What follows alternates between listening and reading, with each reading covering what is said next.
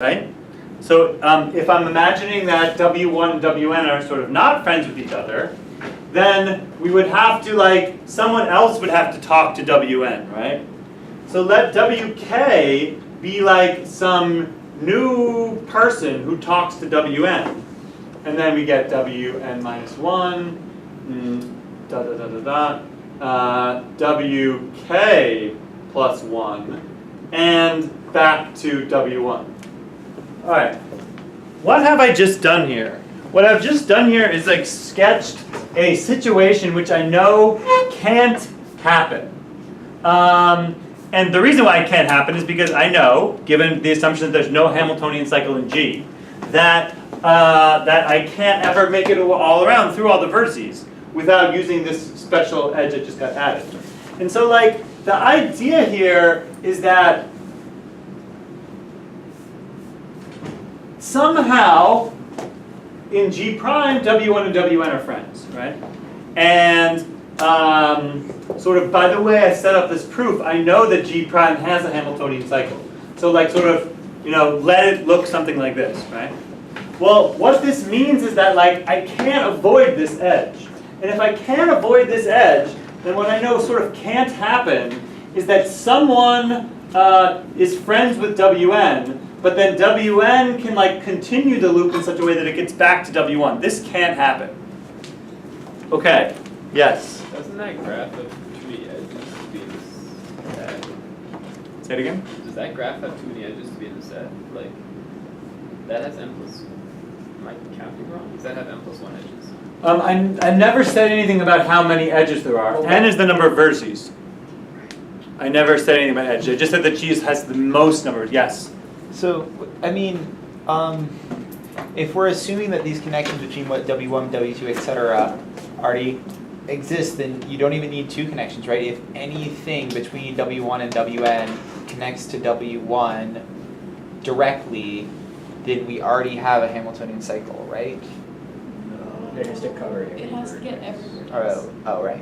Good. Okay. Let's make this more, let's think of this more as people, right? So we have n people. Let's call them W1, W2, W3, etc., all the way up to Wn, okay? Let's label them. So we have n people. All right, now, what we know is that this game of telephone happened, okay? So this game of telephone went like this. Well, it doesn't matter where you start, but we might as well start the story here with W1, right? W1 told W2, which told W3, went all the way around, eventually got to Wn, and then Wn told W1, right? There is such a cycle in G prime. So what now, if you look back at G, what this means is that if you refer to people now by their number based on the order in which they got talked to in the Hamiltonian cycle that exists in G prime, then what we can say is it can't be the case that someone in this Hamiltonian cycle in G prime could have broken off. And instead of doing what sort of what he or she was supposed to do and tell the secret to Wk plus 1, instead they went and just told Wn directly. And that there were enough friendships for Wn to get back to Wk plus 1 and for Wk plus 1 to be friends with Wn. This can't happen. Let me just write this down. So the W1 Wn edge was essential for the Hamiltonian cycle in G prime. No Hamiltonian cycle exists in G by assumption. So this can't happen, right?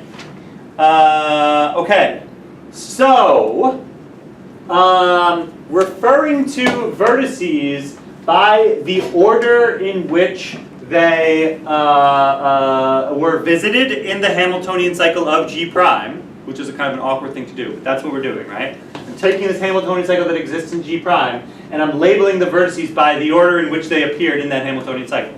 Then what we know is, so there cannot be an edge between WK and WN if WK plus 1 and W1 have an edge. In other words, this friendship network must be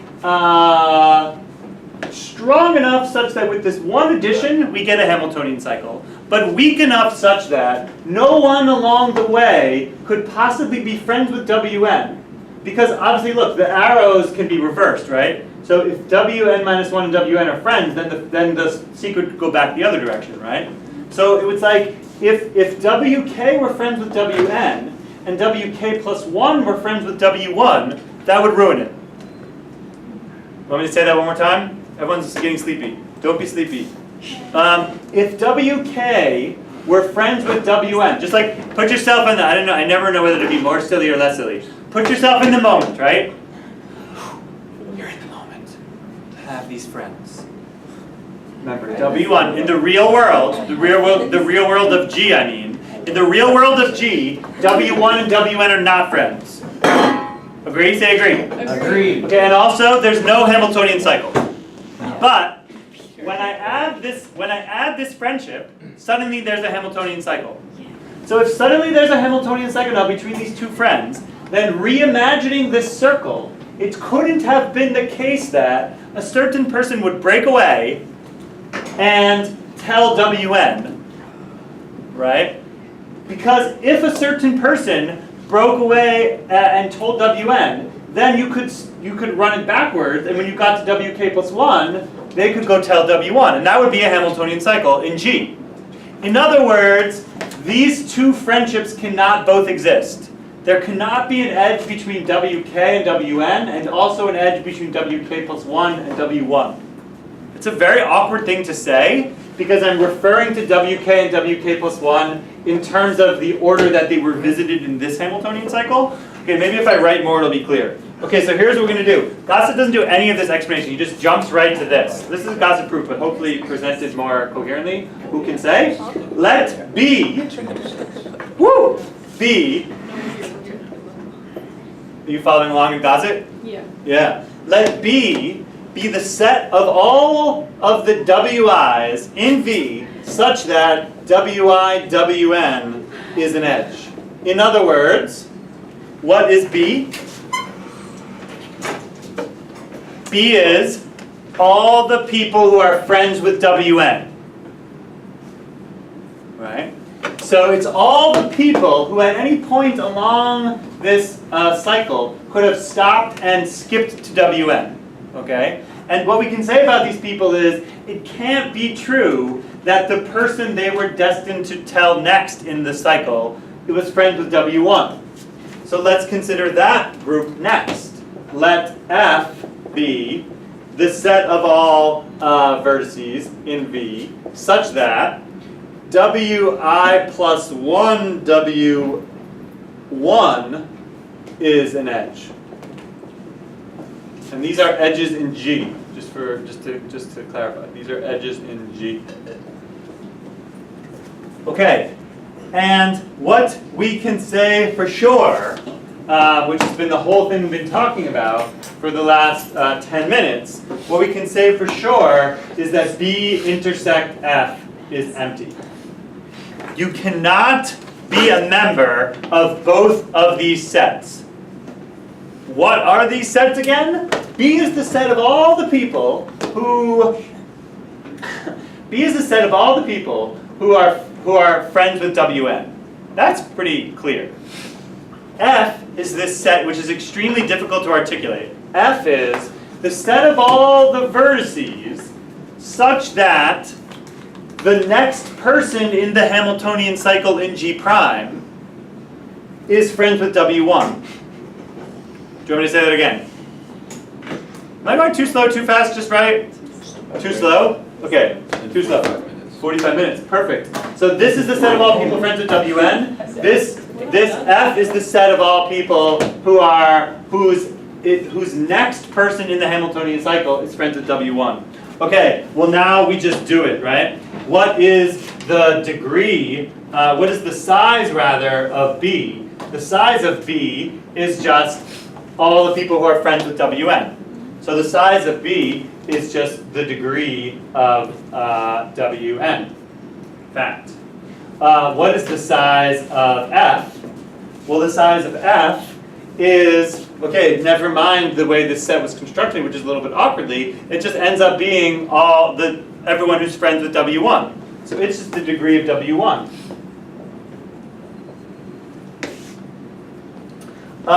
But also, some things to note is that Wn is not a member of B. Because Wn is not friends with W1 in G, right? And that's what B is. B is the set of all the people who are friends with Wn. And W1, no, I'm screwing that up. W1 is not in B because B is the set of all the people that are friends with Wn, but Wn is not friends with himself because this is a simple graph. Okay, because there is no Wn edge because G is simple. Also, it's also true that Wn is not in F. Because if Wn were in F, what would that mean? Well, because Wn plus 1, the next person in the Hamiltonian cycle after Wn, just is W1. So, there's no W1 edge for the same reason that G is simple. In other words, Wn is not in this set F because F is the set of all the people whose next person was friends with W1. But the next person of Wn just is W1 himself. Alright, so if this is true, then what we know is that Wn is not in B and Wn is not in F. So Wn is not in the union of those two sets. And what I have just done is shown that there's at least one vertex which is not in B union F. But if there's at least one vertex which is not in B union F, then the size of B union F is less than n. And now we are done. Because the size of B union F is therefore equal to, by like inclusion exclusion I guess, B plus F plus B intersect F.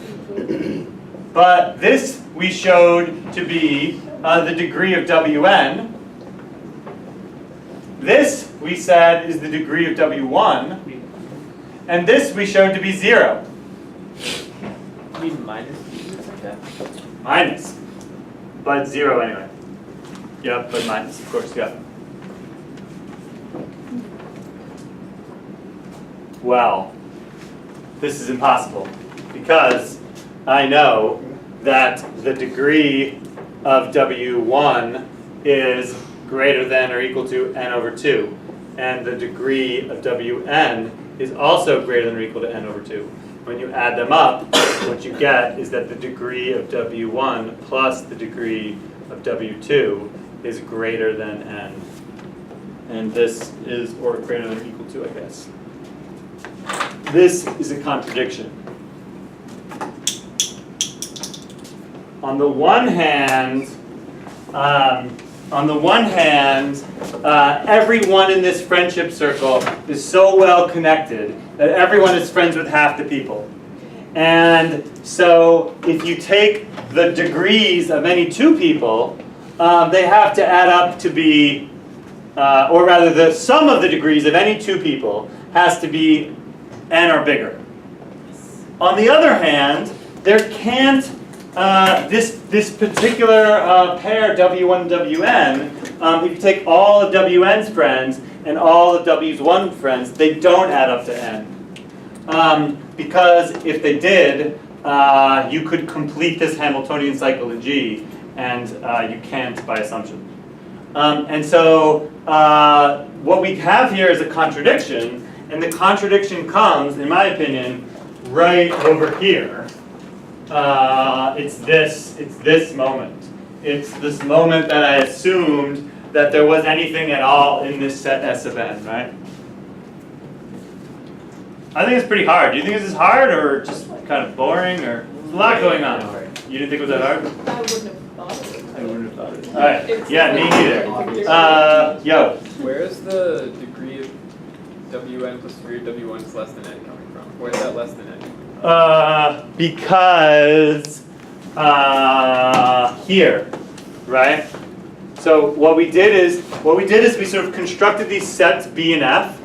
B being all the people friends with Wn, all the people who could have broken. What happened to the B intersect F? Oh, because it's empty, right? Oh, that's because we constructed this. We constructed B and F so that no one can be in both of them. Because if you're an example of a person, if some WK were in both, if some WK were in both B and F, then it would mean, by virtue of WK being in F, means that WK could tell W1, was friends with W1, so could have told them, right? This is what the existence of this friendship is equivalent to WK being in F. The existence of this friendship is the existence of WK being in, sorry, I think I have it backwards. This is B, and this is F, right? The existence of WK being in B is that a vertex is in B if it's friends with Wn. A vertex, still WK, is in F if the next person in the Hamiltonian cycle is friends with W1. So no vertex can have both those properties. Because if there was a vertex that had the property that it was friends with Wn, and its next person in the Hamiltonian cycle was friends with W1, then we could circumvent the W1-Wn edge, and we could make a Hamiltonian cycle in G.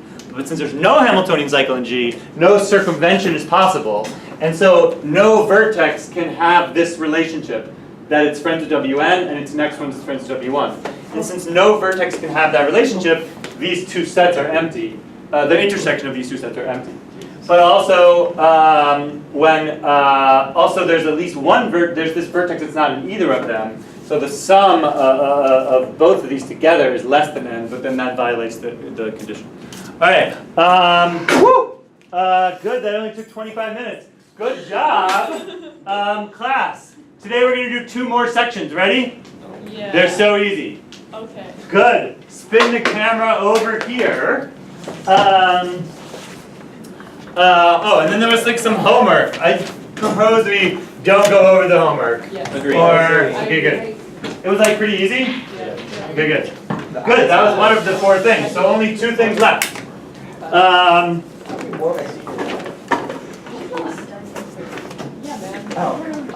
Section 10.4. Section 10.4 introduces casually one of the most fundamental principles of math, which is isomorphism.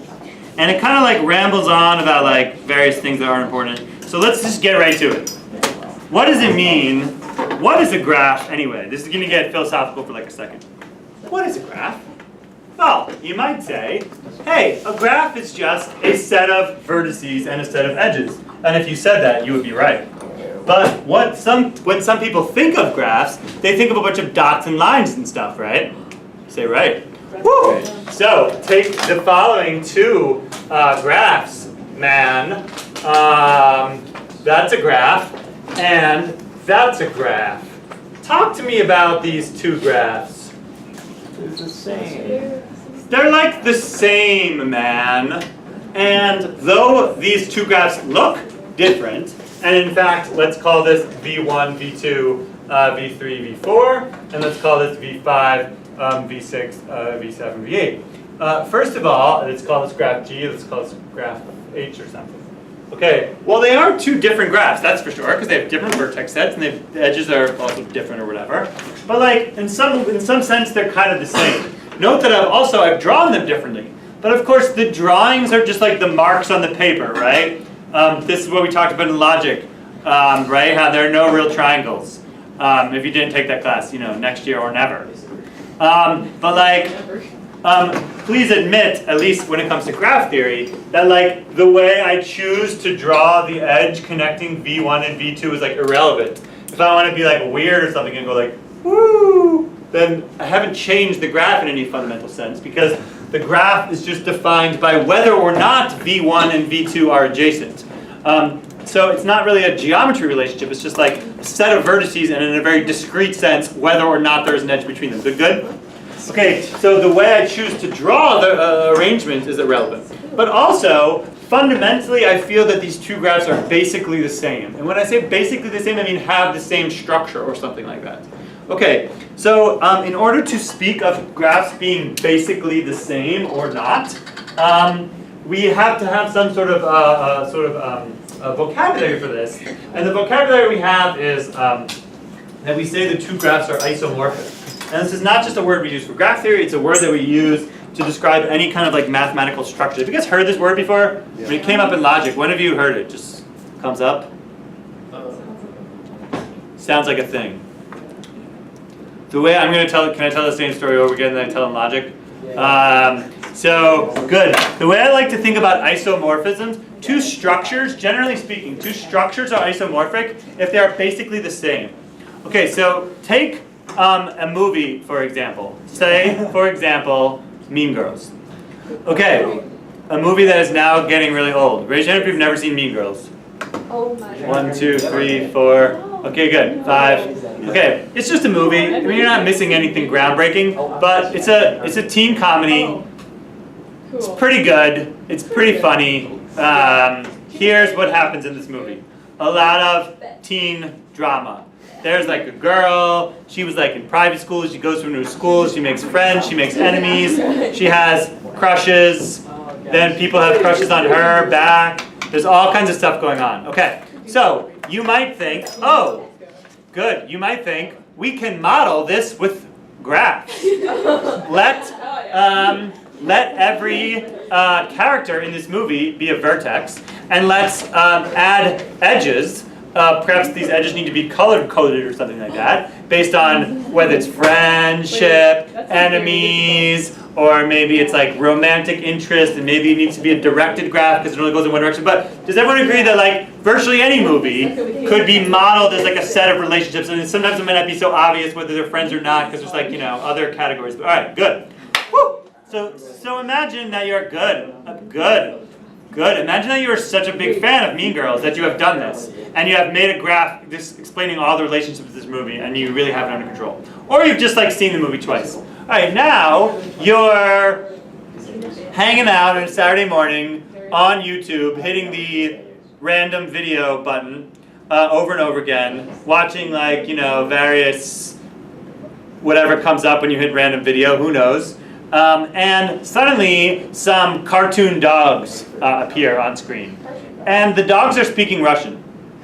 And you're thinking, okay, I'm going to give this 30 seconds because that's the deal I've made with myself. And you're watching, and these it's subtitled, so you can follow along. But they're, as a matter of fact, they're speaking Russian. And then suddenly you kind of get drawn in, 3, 4, 5, 6 minutes. You're like, this is actually a pretty compelling cartoon. This is a pretty compelling movie about cartoon Russian dogs. And then like after like 10 minutes, you're like, wait a second. It's a funny feeling dawns on you, like you've seen this plot before. And then like after a while, you're like, wait a second. There's this dog, and this dog is friends with this dog, and then there's this other dog who has this crush on this dog. And you're just like, after 20 minutes, like, this is just Mean Girls. This is just a remake of Mean Girls. And good. And so what we now would like to say, so what's true? So what they did is they just remade Mean Girls, but with cartoon Russian dogs. And this is a perfect example to explain what an isomorphism is, because what happens is for every character in Mean Girls, there is a corresponding cartoon Russian dog. And if two characters in Mean Girls have a friendship, then so do their corresponding cartoon Russian dogs have that same friendship. And if two characters in Mean Girls are enemies, then so are their corresponding cartoon Russian dog counterparts have enemies. All right, good. This brings us to the definition of isomorphism, which is just completely natural. Ready? Take a graph G. Good. So G is a set of vertices and a set of edges. Then there's just like other thing, but like never mind. Okay. let's keep it. If as long as it's a simple graph, then we don't have to care about this. Okay, and let G prime be a set of vertices. Good. V prime and E prime. Woo. Okay. So what we say is that G and G prime are isomorphic if and only if there exists a like one-to-one correspondence between the vertices in V and the vertices in G prime. It's just this Greek letter that I have no idea how to draw. It's just like a, what is this? It's like a zeta. Is it a zeta? It's just like a bad zeta. Yeah, I think it's a zeta. Those of you following along in the book on page 619. Zeta. And zeta is a function from V to V prime. And it is a one-to-one correspondence. So we say zeta, I've never tried to draw the zeta before, is a one-to-one correspondence, or if you're a fancy person, it's a bijection.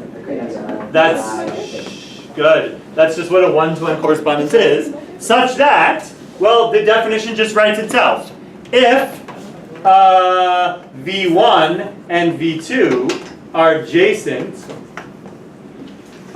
adjacent in V, in other words, there exists an edge between them, then the cartoon Russian dog associated with V1, so this is a function which sends you like to the counterpart character, right? So it's a function for which you input a vertex in G and it outputs a vertex in V prime. And if it sort of preserves adjacency in the sense that if two graphs or if two vertices are adjacent in G, then their counterparts are adjacent in G prime. That's all there is to it. Right? Say cool. And in a simple graph, in which two vertices are either adjacent or not, this is the only relationship we would care about. In our story about where we care about friendship, enemies, crushes, etc., then there would be more encoding going on. But and in a more outside of graph theory, we would say two structures are isomorphic if the corresponding entities in the two different mathematical structures have all the same properties in common and all the same relationships obtained between any two members in one set and the other. Cool? Okay, so good. Oftentimes you want to tell whether two graphs are isomorphic because you don't want to like waste your time like sort of trekking all of them or something like that. Unfortunately, there are a lot of freaking graphs, man. There are so many graphs, it's just out of control. And if you want to check to see whether two graphs are isomorphic, there's no real like algorithm for it. And it's oftentimes, if the graphs get big, it is really, really hard to do so. And so there exists no general algorithm to tell whether two graphs are isomorphic. And in fact, I find personally that it's just really, really hard. And so, yeah, that's it. You could write a program. Here's how that program would go. Imagine you had a graph. Imagine this graph had, say, 5 vertices. And imagine you had a graph G prime with 5 vertices. And then there were some sort of edges. Who knows how many? Okay. And suppose you wanted to check to see whether these graphs were isomorphic. What might you do? Check number of edges. Yeah, even before that, you could check the number of vertices. All right, this sounds kind of stupid. But if two graphs have different number of vertices, they're clearly not isomorphic. Okay, good. Exactly. Then you could check the number of edges. If two graphs have different number of edges, then they were also just not isomorphic, obviously. Okay, but if two graphs have the same number of edges and the same number of vertices, there's about one more thing you can do, which is you can construct this thing called, let me add one more edge, 1, 2, 3, 4, 5. Okay, good. So you could construct this thing called a degree sequence. Number. I'm not sure. Okay, what's up? What was the question? We're conjecturing. Oh, so good. What is a degree sequence? The degree sequence just lists the degrees of all the vertices, starting from the biggest number down. So what would the degree sequence be for G? 3, 2, 2, 2, 1. Agree? Whereas, what is the degree sequence for G prime? 2, 2, 2, 2, 2. And so though these two graphs both have 5 vertices, they both have 5 edges, they cannot possibly be the same, they cannot possibly be isomorphic because G contains a vertex with degree 3 and just G prime just doesn't. Follow? Okay, but this is a sort of one-directional thing, right? If two graphs are isomorphic, they must have the same degree sequence. So if two graphs have different degree sequence, then they can't be isomorphic. But you certainly could have two graphs with the same degree sequence, but which were not isomorphic. Should we come up with an example? That's tough. I can probably do it. Whew. So let's see. Blah, blah, blah, la. But now. But now. Oh wait, 3. you can just like use that one in the and G. Yeah. You can use G. The first. 3. Yeah, you're Wait, 3, Those 2. are not the same. Wait, you can do a star. I know. 2, 2, 2, 1. I feel like that. I feel like I just won already. 3, 2, 2, 2, 1. Yeah. Right. Right? Because the last one is isomorphic to G. Oh, sure. That's what you guys are telling me to do. Good. So what's the degree sequence for this graph? 3, 2, 2, 2, 1. What's the degree sequence for this graph?